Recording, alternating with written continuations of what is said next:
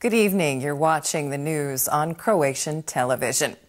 Croatia and 13 other EU member states are expelling Russian diplomats in response to the poisoning of a former Russian double agent in the UK that is being blamed on Moscow. After meeting with the President and the Speaker of Parliament today, Prime Minister Andrej Plenković said Croatia will declare one Russian diplomat persona non grata in solidarity with the UK. European leaders agreed with the UK last week that it was highly likely that Russia was responsible for the nerve agent attack on Sergei Skripal. Croatia is one of 14 countries that will declare today one Russian diplomat persona non grata. We are sending a clear message that we will not tolerate the kind of attack faced by the United Kingdom. We had a closed meeting today about some important issues. Since these consultations are still ongoing, I cannot divulge any details. President Kolinda Grabar-Kitarović has taken her office to Karlovac County this week as part of her pledge to establish more direct dialogue with communities around the country. Her three-day visit will focus on economic issues and demographics. When it comes to the economy, it should be noted that Karlovac County has a trade deficit with foreign countries and is one of the few counties in Croatia that has managed to sustain its industries. It should also be stressed that some local companies have managed to attract foreign investments, while others have been backed by Croatian capital. It just goes to show where there is a will, there is a way. This region is a center. It is where Croatia's mountain and Pannonian regions meet. We also have 4 rivers that converge here. Regional dialects intersect here along with all those other things that we value. Croatia has dismissed 2 complaints by bidders in the tender to build the Pegasus bridge that was awarded to a Chinese consortium. Austrian construction company Strabag and Italian firm Astaldi said the Chinese bid was suspiciously cheap. Now that the complaints have been cleared by the Public Procurement Oversight Commission, Croatia will be signing a contract with the China Road and Bridge Corporation. They have offered to build the bridge in 3.5 years at a cost of around 280 million euros. Both complaints have been rejected. Now the decision on the winning bid becomes final. As you know, the selected contractor was China Road and Bridge Corporation.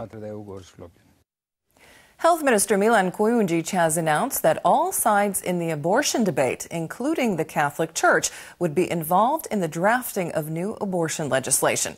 The new law, he said, will aim to protect both the mother and the fetus from conception by encouraging women not to choose the procedure, but without introducing a ban on abortion.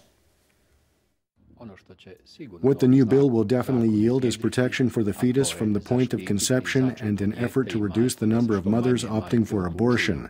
The specific measures will be debated and we'll look for solutions.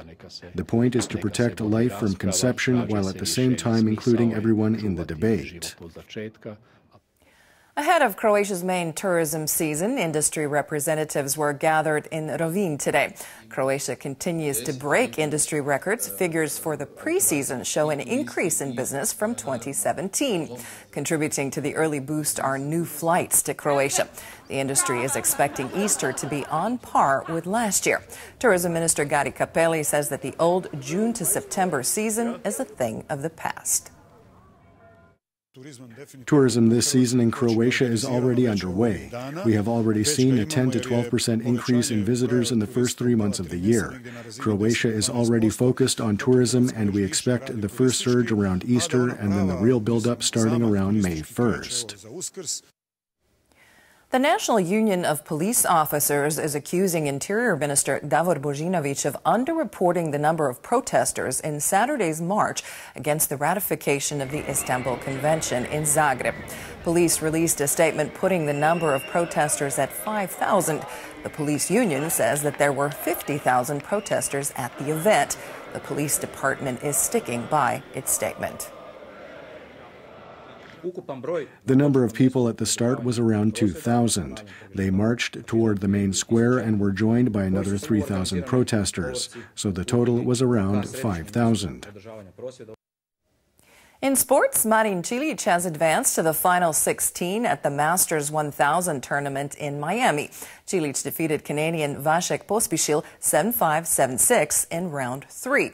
In the women's draw, Petra Martic lost to Australia's Ashley Barty in straight sets. Donna Vekic is also out after losing to American Danielle Collins. After winning the first set, Vekic struggled with back pain and was no match for her opponent.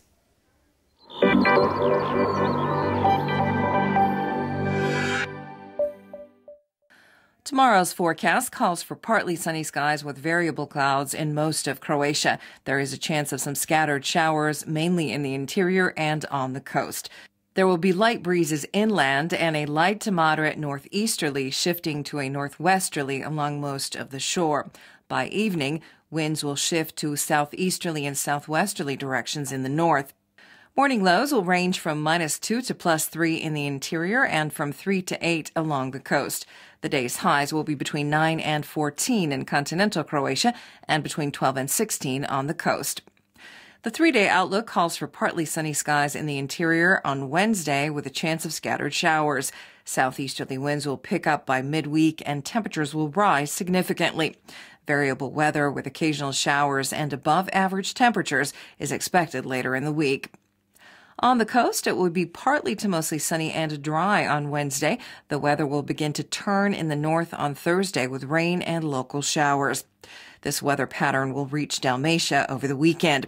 Southeasterly winds will rise midweek and pick up further during the rest of the week.